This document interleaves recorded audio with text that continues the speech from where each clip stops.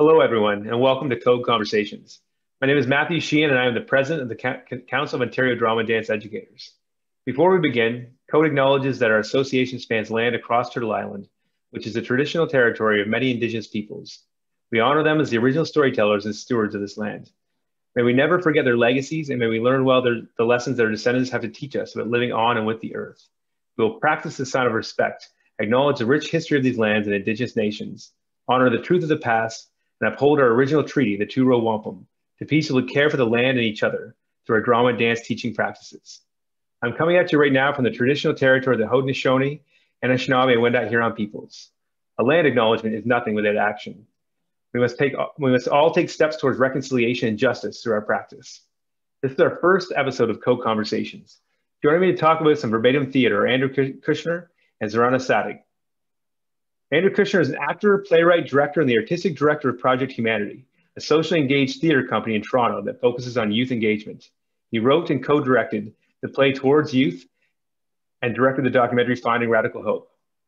Zorana Sadiq is a Toronto-based actor, musician, and arts educator. She performed in the premiere production of Towards Youth in 2019.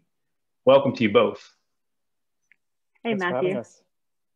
So why don't we start by just asking, why use verbatim theater as a theater form? Andrew, why don't we start with you? Well, for those who may not be familiar with it as a form, it's creating theater from real life encounter. So most commonly through interviews. So I will go out into a community or engage with a group, conduct interviews, and those will get transcribed and a script will get created from those conversations. I think for me, a big thing, the underlying principle of verbatim theater is that people are the experts of their own experience.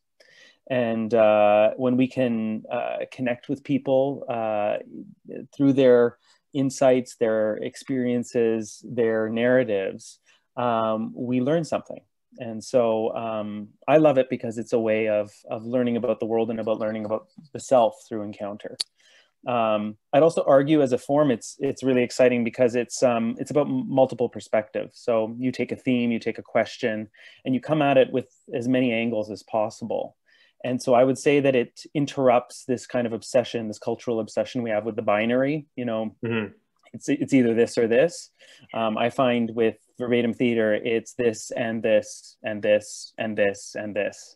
And finding the this through the human voice, through real life narrative, I think is a really exciting way of making theater. Awesome. Zorana, how about you? Why verbatim theater?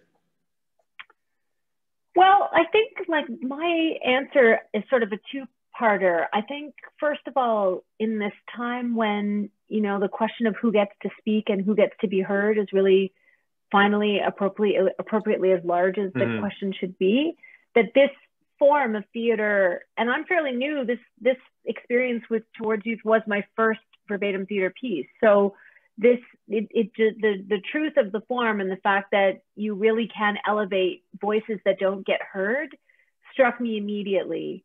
And then I think the second thing that the why of verbatim theater is that there's an aesthetic specialness to it. It's the way that people use language when they are orally transmitting information as opposed to writing something and considering it is particularly beautiful. As an actor, I found it really poignant and beautiful and capable of complexity and nuance in a way that to me is sort of in a way unique to this form.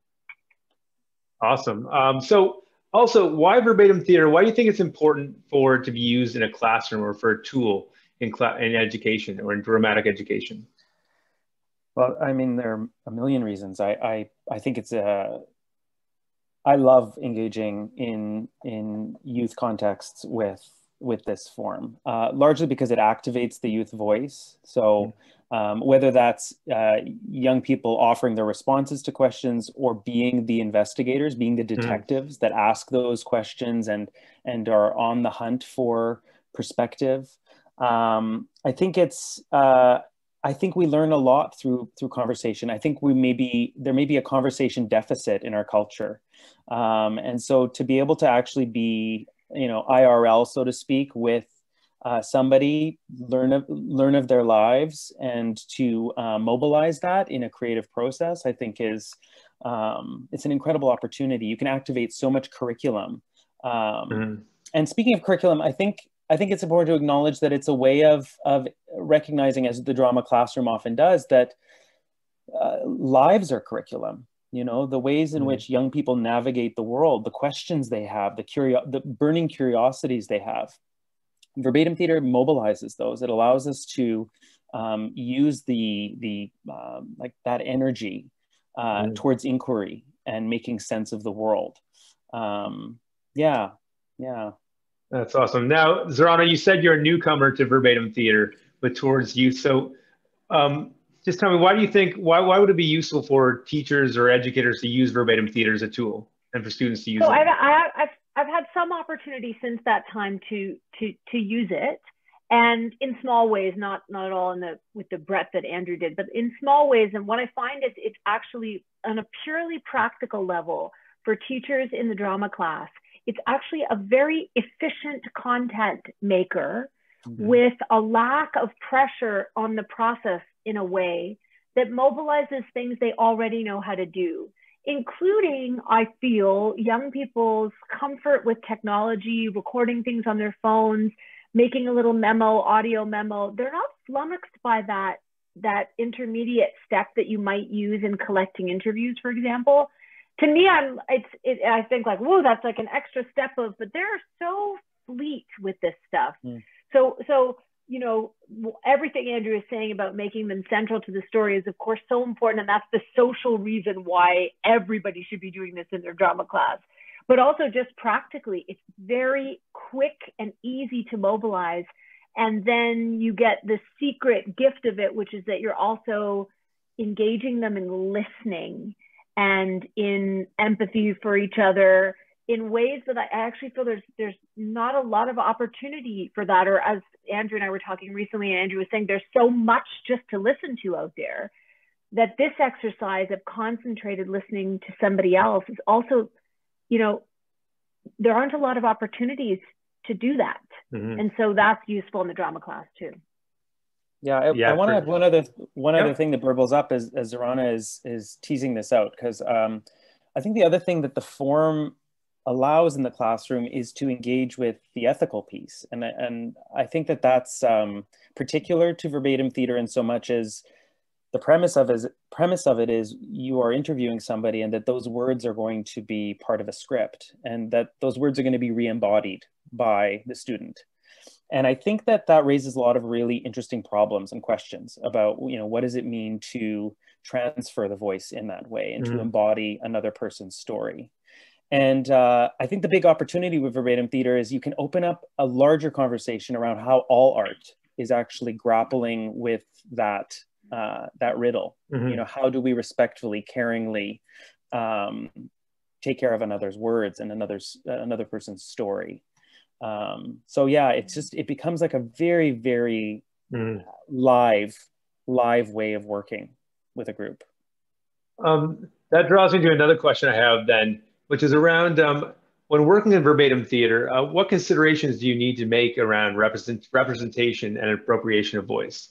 Like what are some strategies or ways that you try to really acknowledge and honestly embody that voice? Zorana, do you want to feel that one first, Dan?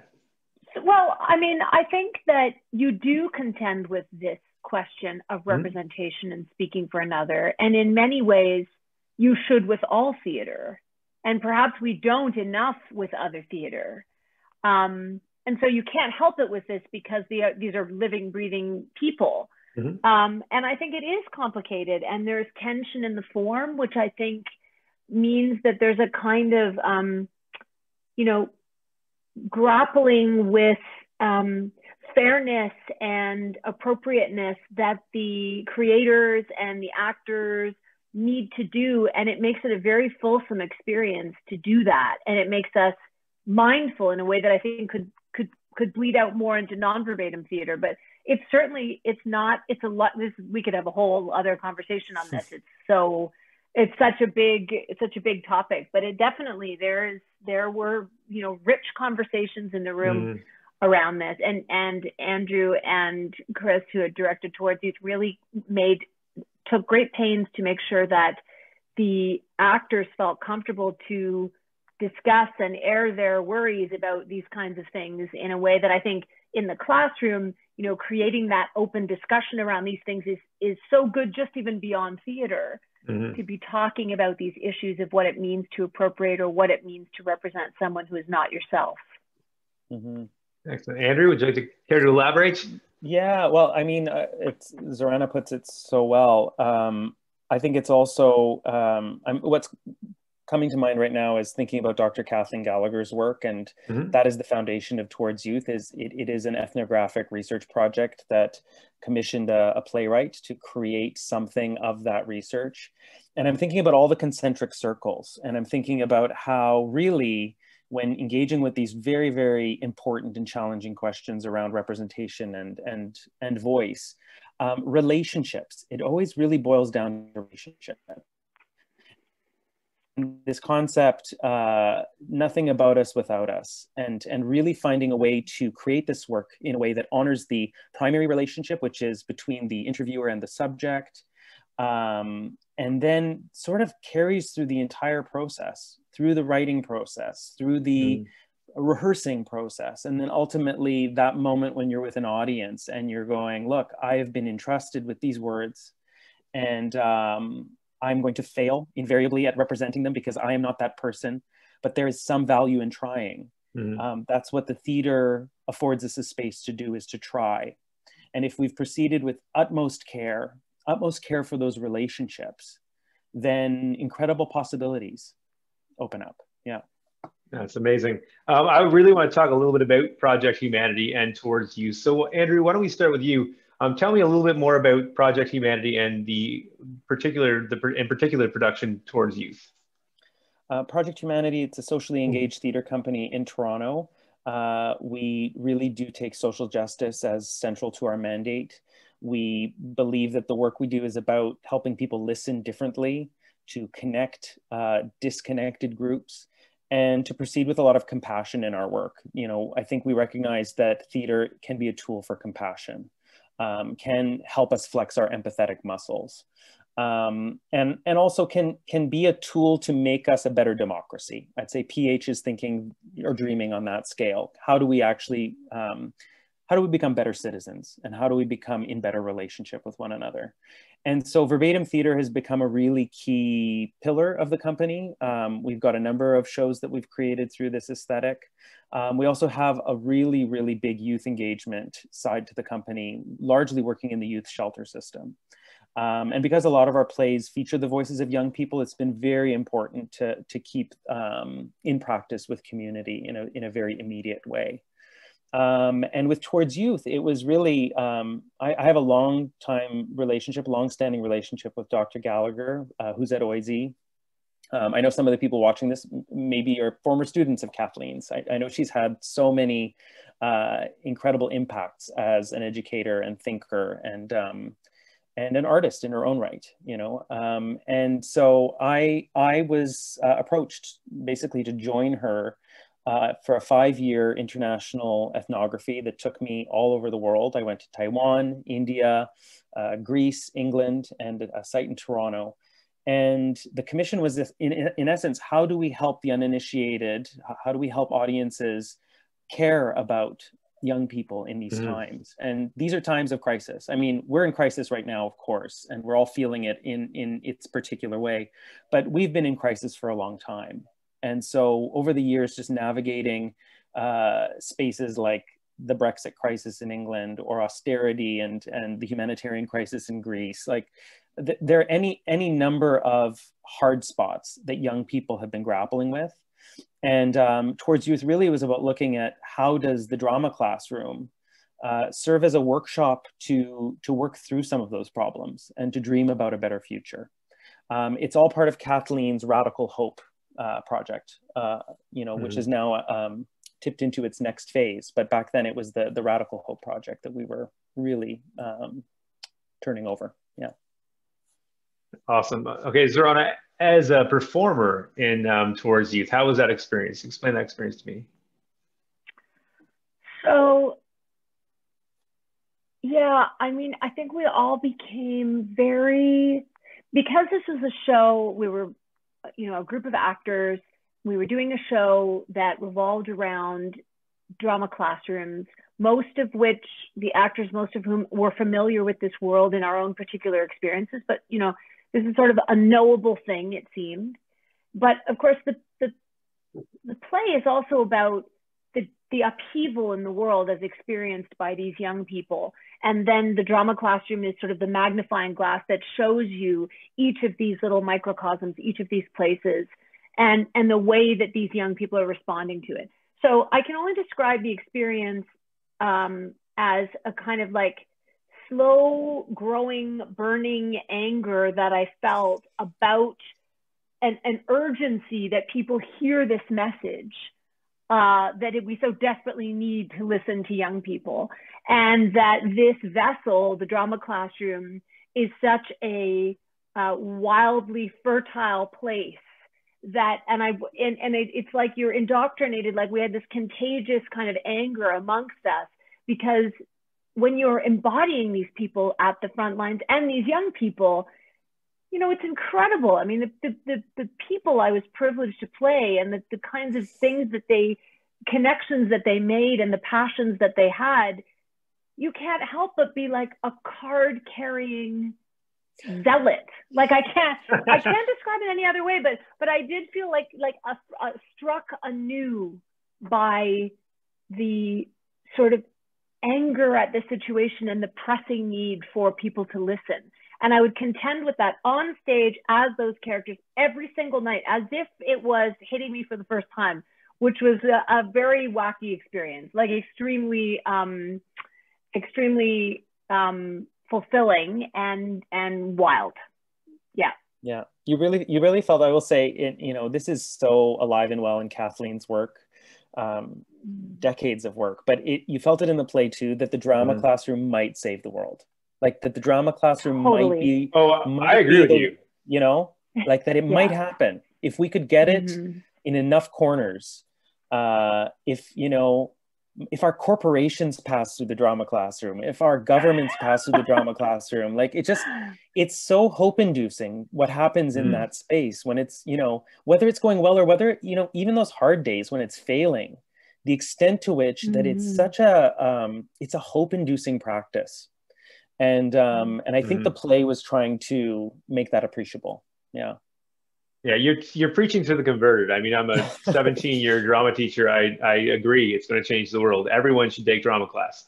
I want to stick with the Radical Hope Project for a second here and think, Andrew, this question's for you. Several years of research were covered in Radical Hope and made available for the creation of Towards Youth. How daunting of a task was it for you to take all that research and all that material and condense it down into one show? It was super easy. It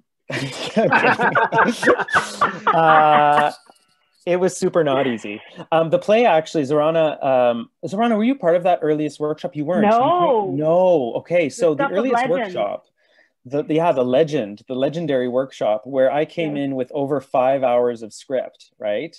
And we're sitting there going, really? That's going to be a long one. And the brilliant Chris Abraham, who helped us distill and really, we found our way to a much more concentrated experience. But it's a window onto that incredible 5-year journey. And in fact, Kathleen and I have been working on a book. She has written now much more extensively about what the Radical Hope Project. Oh, Andrew, you froze there for a sec. Findings have emerged from that research, and the book will also have Towards Youth, the script in it. And so I think it's like the play was just one piece of a constellation of opportunities to make meaning of that incredible research. There are articles, there are any number of points of engagement with this research. But yeah, it was daunting. You used the word. It was totally daunting. It was a mountain.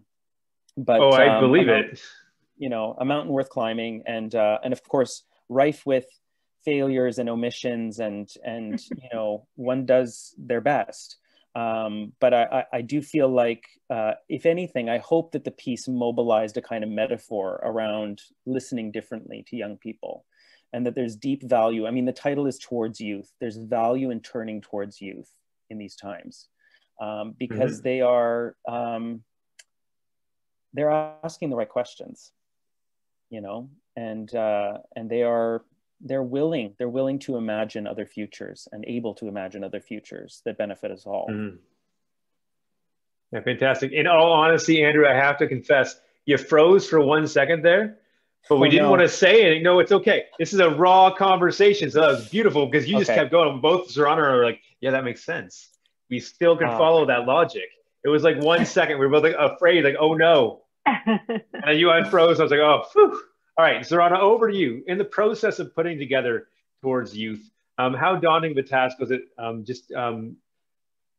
to really work with all those different voices and all those different perspectives?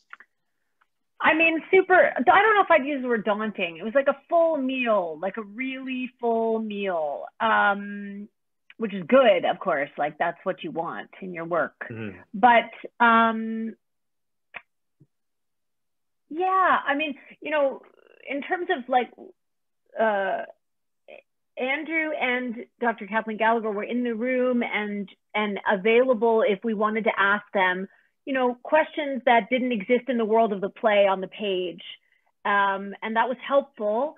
And also helpful to be free to create and not, you know, we never saw the source material or heard the actual voices of the people we were representing. And that's actually helpful too, in a funny way, in the process, because you don't want to do an imitation. That's not the form and not useful, actually. And so both those things existed at you know, when I needed a little bit more information. You know, a character was talking about a certain kind of pedagogy at a school in India, and I was like, I feel like I need a little more to actually be able to be rooted in the reality of this character. So those things are very useful. It's fun to play so many wide-ranging characters. It's really nice to be challenged to play things that are very far from you. And in fact, probably my favorite character in this play is very far from me in age, and in expressed gender, in, you know, and that's quite thrilling. And again, in this sort of day and age of casting and stereotyping, it was kind of the polar opposite of that. And then you're really free to tap into all of your resources to portray something rather than just being a container. And that was nice. Yeah, excellent. If I can add one little thing, because Zorana is alluding to, she played the character of Bruce, who is this 14-year-old boy from Coventry, England, which, you know, I say that out loud and we go, okay, like that's going to bit of a mind stretch, right? Zorana embodying that voice. But I have to say the magic, and this is the magic of the drama space, right? The play prepared us for that kind of empathetic leap, right? And we were able to behold Zorana in that character, and we were so with her in that character.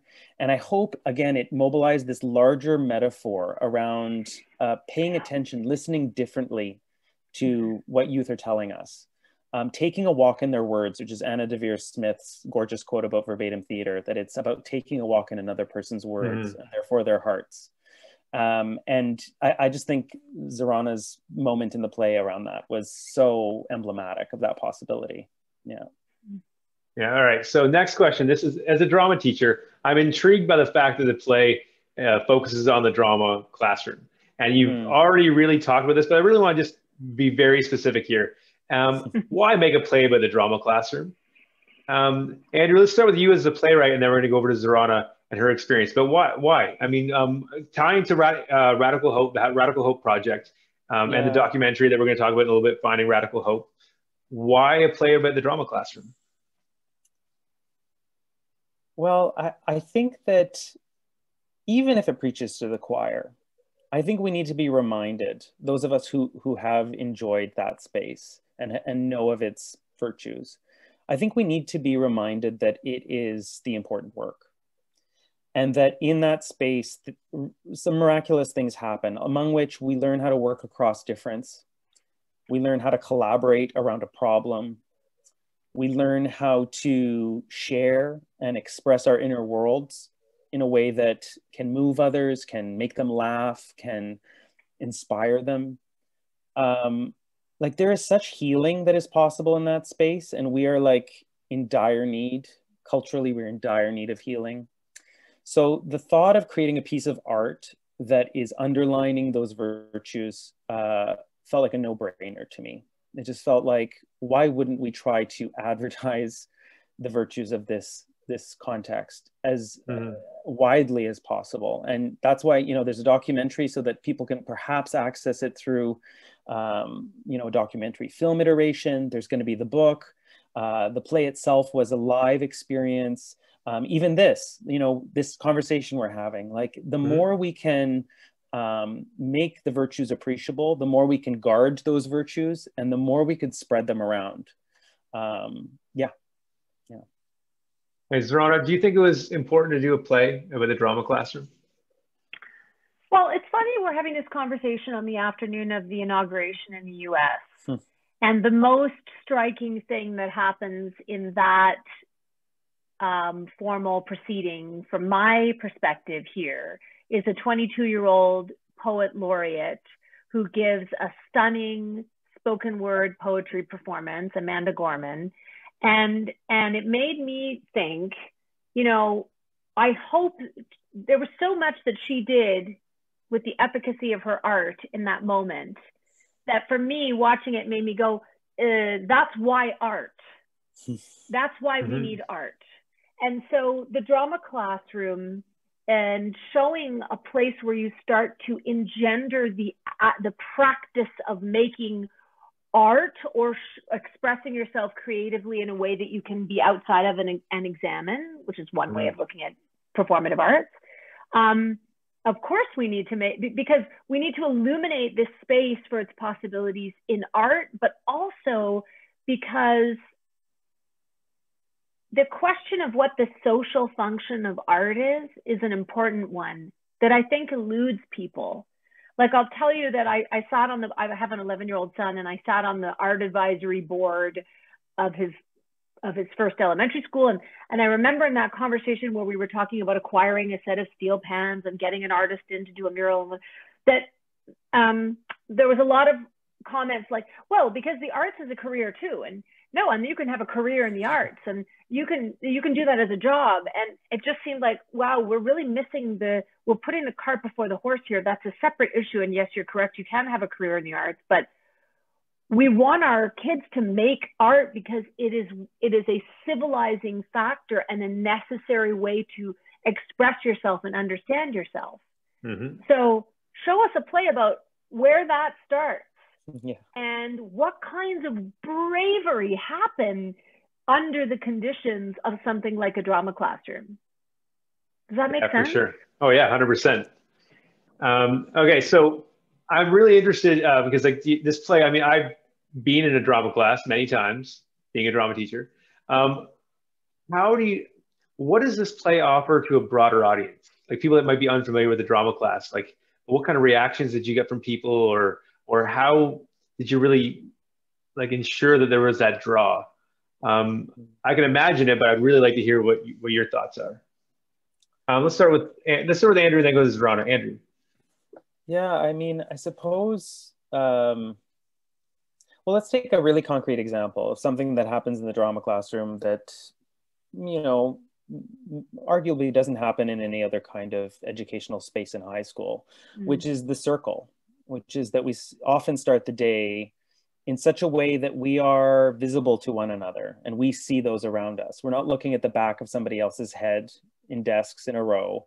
We're in fact in an alternate idea about how to relate to one another. And I would hope, you know, I made sort of the joke earlier, like, let's put our corporations through it, let's put our government through it. But I think we've lost the art of the circle culturally, or, you know, aspects of our culture have lost that sense of what it means to be accountable, what it means to be visible, what it means to receive somebody across the circle who may not believe the same things you do. Like, how do you hold space together with difference? And so my hope, again, like, I don't know, I'm totally, you know, I'm long converted, but I hope that somebody could be in an artistic experience, seeing a play that is, for instance, sharing how the circle creates a more compassionate context, and that they're going to go, wow, like, we got to take that into every corner of our lives. Like, we got to take that into our government, and we got to take that into our business, and we have to go about our ways of working differently. The ways we've been working, you know, in many ways, there's so much harm that's been done with ways of working. And I think the drama classroom has some great compass points for us, some ways of testing alternatives. So yeah, I guess I would hope that would be legible to even somebody who's never taken a drama class or anything of the like. Yeah. Zorana, how do you think it appealed to people who are not familiar with the drama class? Well, I think sort of twofold. I think sort of the lens that we get on young people all over the world, which happens to be through the drama class, although that's of course pivotal to the show, but that lens alone, I think, was a revelation to people in the audience. You know, the kinds of common despair and common hope that were found in different cultures, I think I know it was a revelation to, for instance, relatives of mine who are not artists and who, you know, are just, so I think what the show reveals through the drama classes is of interest to anyone who's interested in, I don't know, human beings and you know, the next generation of people. I also think that it is recognizable that, and I don't know if I mean, I guess I say this as a parent, but, you know, it starts to become obvious that much of school is about alignment, the correction of mistakes, and conformity. And what the drama class, and I remember it clearly from my first experiences with drama classes, what the drama class offers is the opposite of that. And if we are wanting to create our kids or young people who are not cogs, then we want a place where only what they can offer, because it's what they uniquely offer, is of great value. That's the kind of thick character we want in the people in this world. Like, that's the kind of character we want in the Republican Party, so that they stand up to a dictator. And that's the kind of people we want when we're talking about Indigenous people in Canada and the way they've been treated. Like, so I think that is a recognizable thing, to be like, so much of what my child is learning is about falling in line and conforming and rubbing down all the edges so that we all can fit into the same space. And it's just not, it's worrisome. And this, I think, continues to offer every time you see the different classrooms and what they can allow and all the different ways that the kids express themselves and the space for all those different personalities. That's clear that is something very special and unique, certainly in the education system. Sorry, education system. It's okay. I'm even going to send this to my principals to go, this is what I do for a living, just saying. So Zorana, this is my final question. I'm going to ask you first. What was your experiences like with drama in high school? Like, did you go to the drama class? Were you a drama kid? I was a drama school, and I was an art high school kid. Okay. So I had lots of that, and it was magic. I think I felt immediately like I'd found home, and I think, especially as a young person, again, I'm repeating what I said, but when someone goes, just what your experience of this is, and the way you are showing it to me is of value. It is unique, and therefore it is of value. I don't mean the celebration of everything, and I don't mean that, like, I don't mean, what don't I mean, Andrew? I don't mean like a celebration of, what do I not mean? Finish my thoughts. Read my mind. Yes. Do you mean like in terms of the inward gaze? Or? Yes. Well, I don't mean in the drama class, you can say anything and it's amazing. I mean, it's more nuanced than that. I just mean your unique perspective on something and the way you do and say and display something is celebrated, as opposed to a desire for there to be conformity there. And that influence, it's an important thing in the drama class. I mean, I felt that immediately. Mm-hmm. I mean, I think what you're saying, Zorana, is that, you know, and I know sometimes there is a pedagogy that's like, you know, tap your life at the door and come in and, you know, show up for whatever the material may be. But I think my favorite drama classrooms are, you don't tap your life at the door, you bring your life into the room. Mm-hmm. This is what you're working with. This is essential to the work. And the drama classroom is a space where your life can show up and should show up. I mean, that is what art making is about. As much as it is exploring other possible worlds, that's why I think I brought up inward gaze, Zorana, because it's like, it is also just about nearing the self. Like it is about, you are enough. You are enough for this work. Yeah. Right. Well, Andrew, what was your experience like with drama in high school and theater? Well, I did do plays. I have to say, you know, I didn't have a drama classroom in my high school experience. I went to a Jesuit all-boy high school, and I think drama was the stuff of an extracurricular. And I did do plays. They were really dreadful scripts, like really catalog scripts, like shocking in their thinness. Titles. There were some good. What were those great? At the all Jesuit boys' school, that production of Guys and Dolls must have been very interesting. Oh, you know what? It wasn't. Guys and Dolls is far too sophisticated for this context. Yeah, like weird shows about gumshoes and like being, you know, weird. The Nervous Gumshoe, that was one of them. You know, or 13 Nervous Gumshoes, like really just dreadful stuff. But, you know, camaraderie happens, right? No matter what the material, it's like that thing, you know, that thing can happen when a group of people engage in a shared problem and in a shared goal. And, but I would say, you know, it's only later in life that I've really, you know, and through my own theater training, that it became much more apparent what that space is capable of. And it's so much less than finding a funny voice and a posture and some way to embody very, very cheesy text.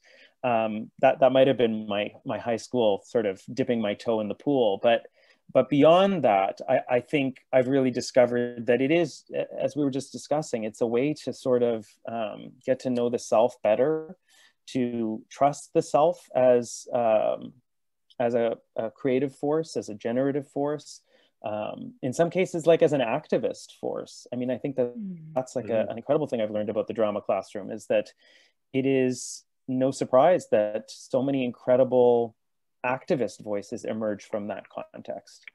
How could they not? It's like you're grappling with the world in this rehearsal hall, you know, and you're trying to dream up a better version usually.